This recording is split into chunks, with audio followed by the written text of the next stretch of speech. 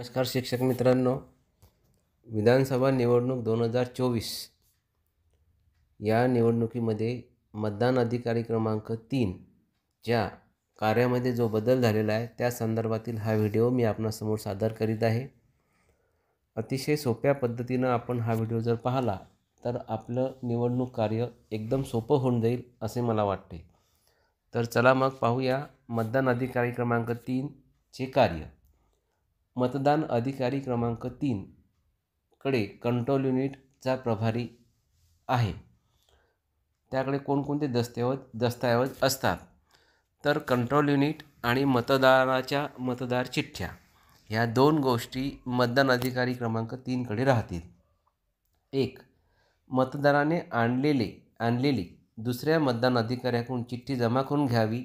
ज्या क्रमाने मतदान अधिकारी क्रमांक 2 यांनी मतदार चिठ्ठी दिली आहे त्याच क्रमाने मतदाराला मतदान कक्षात प्रवेश द्यावा। मतदाराने आणलेली दुसऱ्या मतदान अधिकाऱ्याकडून चिठ्ठी जमा करून घ्यावी। 2, कंट्रोल युनिटवरील उचित बटन दाबून मतदान युनिट सुरू करेल। मतदाराच्या तर्जनीवर शाई तपासून मतदान कक्षात जाण्यास परवानगी देईल। बीप आवाजाकडे लक्ष ठेवील। बीप आवाज आल्यावर कंट्रोल युनिटवरील लाल याची खात्री करून नंतरच मतदाराला बाहेर जाऊ देईल। 5, कोणताही मतदार मत न नोंदविता परस्पर निघून जाणार नाही याकडे बारकाईने लक्ष ठेवायचे आहे। बीप आवाज येणे व लाल दिवा बंद होणे आवश्यक आहे, त्याशिवाय मतदार बाहेर जाणार नाही याची खूप काळजी घ्यावी।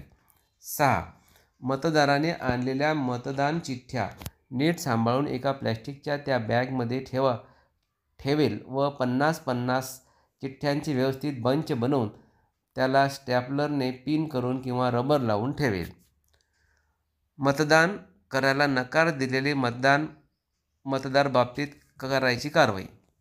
जर एखाद्या मतदाराने मतदान अधिकारी क्रमांक 1 कडून ओळख पटविली, मतदान अधिकारी क्रमांक 2 कडे नमुना 17A मध्ये त्याचा अनुक्रमांक लिहिला, त्याने सही केली, बोटाला शाई लावली आणि त्याने जर मी मतदान करत नाही असे जर म्हटले तर काय करायचे?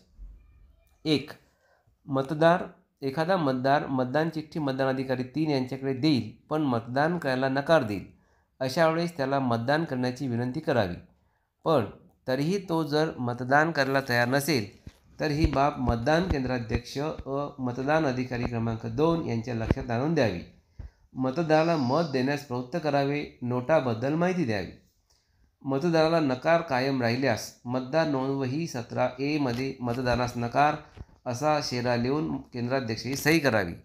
जर मतदार कंट्रोल युनिटवरील उचित बटन दाबून मतदानास युनिट सुरू केल्यावर जर मतदानास नकार दिला असेल तर अशा वेळेस वरील प्रक्रिया पूर्ण करून त्या मतदारास जाऊ द्यावे व युनिटवरील उचित बटन दाबून मतदान युनिट तसेच ठेवून ते पुढील मतदारासाठी वापरावे।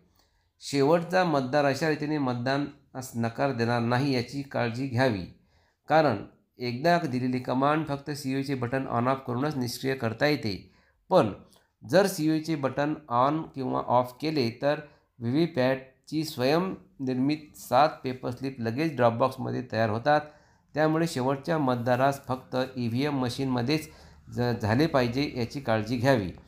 तरीही असा प्रसंग घडला तर COचे बटन बंद करा, व्हीव्हीपॅटला लावलेली COची केबल व्हीव्हीपॅटपासून अलग करा, BUला लावलेली व्हीव्हीपॅटची केबल BUपासून अलग करा, COचे बटन चालू करा।